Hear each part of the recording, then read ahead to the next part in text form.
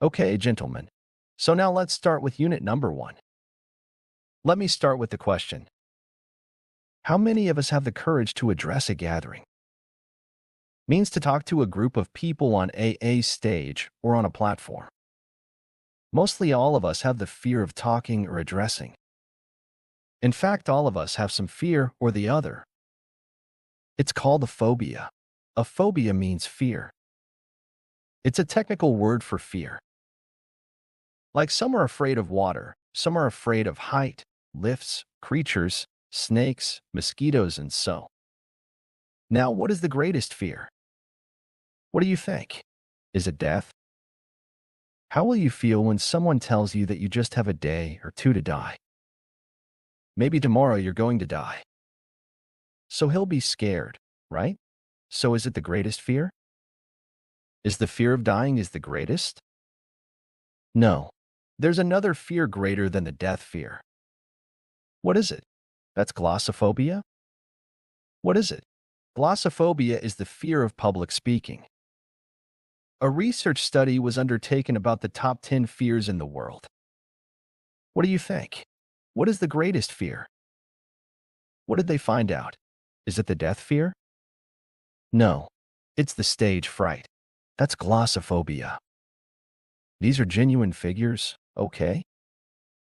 19% of the people of the world have the fear of public speaking, or stage fright as they call it. It ranks number 1 above the fear of death. So the figures are like this: 19% glossophobia, 16% are scared of death. This necrophobia followed by spiders and creatures and so. If you look at the graph carefully, you will understand how much people fear public speaking. But the main point here is that glossophobia tops the list with 19%. Now, what is stage fright? Stage fright is an exaggerated fear of public appearance. It means we blow it too much beyond the normal expectations. So 19% of the world population have it.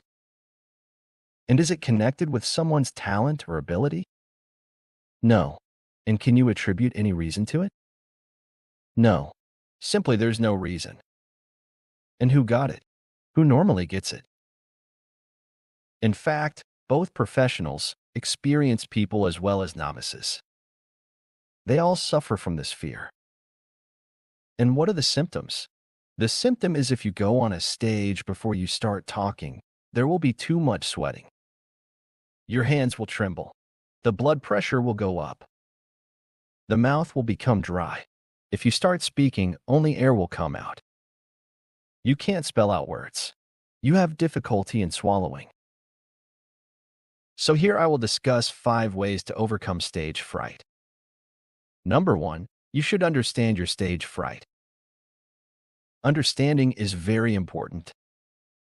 You should understand that it is not a sign of your weakness or incompetence. Is a positive sign. It's a sign that you care about your presentation and you want to do well. By acknowledging and accepting the stage fright, you can reduce its negative impact and use it to your advantage. The second way to get rid of this fear is to prepare and practice very well before the presentation. In fact, a well-prepared speech is half delivered. So you will be very confident when the speech is prepared very well and practiced very well. What's the advantage of a good preparation? It reduces uncertainty, increases the confidence, and improves your delivery. The next way is to manage your stress and anxiety. Sometimes, stress and anxiety can make it harder to perform or to present on a stage. What's the way out? You need to adopt a positive attitude and avoid negative self-talk. Replace them with affirmations and encouragement. And before the presentation, don't forget to warm up your voice and body. Just like before you play football, you warm up your body, and most importantly, you need to drink water and eat healthy snacks. Avoid coffee or fast food that can make you sleep. The fourth way is to how you handle your audience. You need to establish a rapport, gain your feedback, and you should create interest. You should perform like a magician, you know. You need to act. Try smiling. Make eye contact with everyone, use gestures and expressions, convey your emotions, and you be enthusiastic so that your audience also become enthusiastic. And when you speak, raise or lower your voice.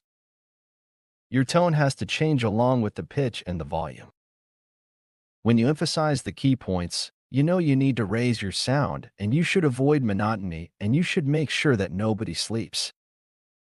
Then you can try to make the audience engage, like to participate, ask questions, get reply from them. Acknowledge them. Don't forget to use humor, jokes, anecdotes. Probably you can make them laugh. And most importantly, don't not make the presentation very long. What's the last important thing? You have to learn from your presentations and experience. You have to evaluate the presentation, get feedback from your audience, evaluate the strengths and weaknesses, and identify the areas where you need improvement.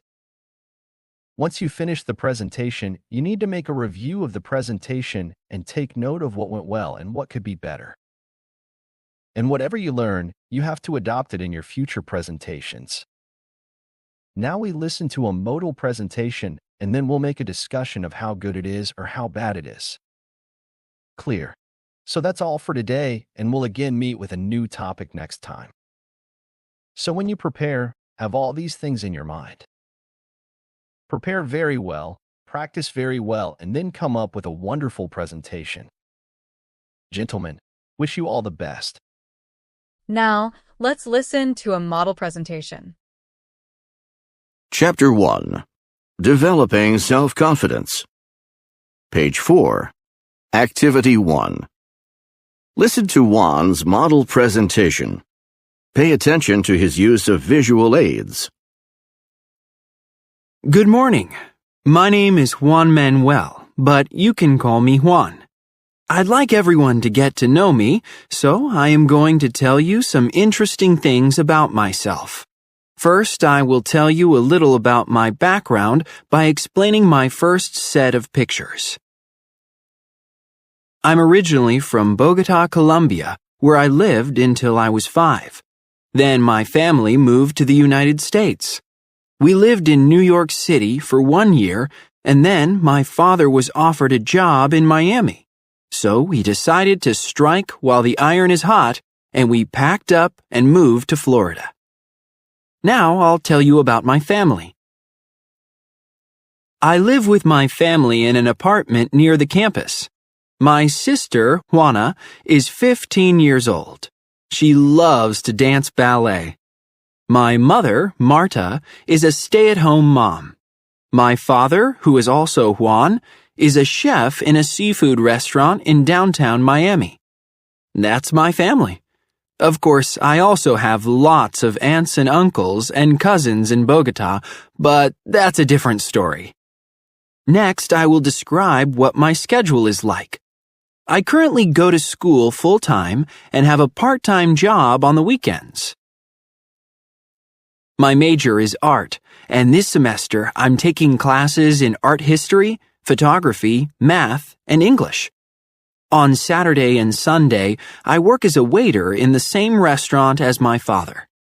Bit by bit, I'm saving to buy a waterproof camera. In my free time, I have a few hobbies. I'd really like to tell you about those. I like to read murder mysteries. Also, I play the drums with my friends, and I like to go sailing and fishing with my dad. We usually go to Key Largo to fish for grouper and snapper. Now that you know about my hobbies and special interests, let me tell you about my future goals and dreams. My dream is to become a famous underwater photographer and travel around the world photographing sea life.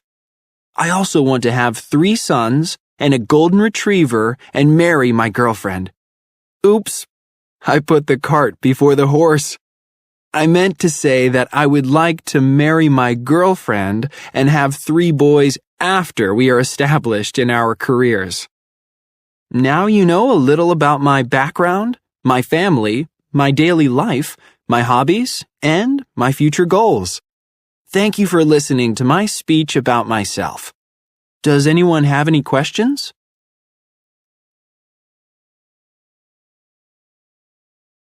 Now let's discuss the model presentation.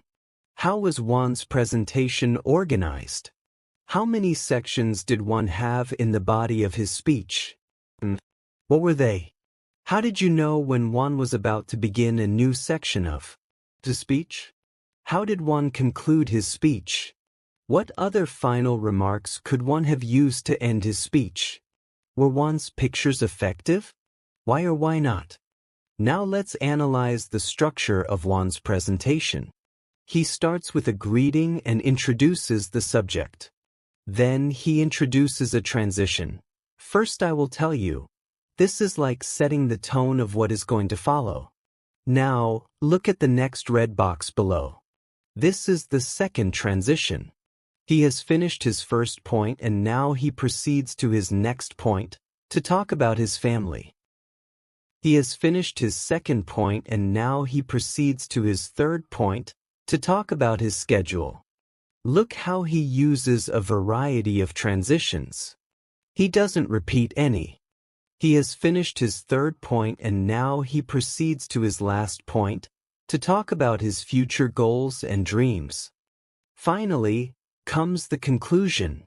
He mentions up all the points he has covered and then thanks the audience. He winds up his speech by inviting questions.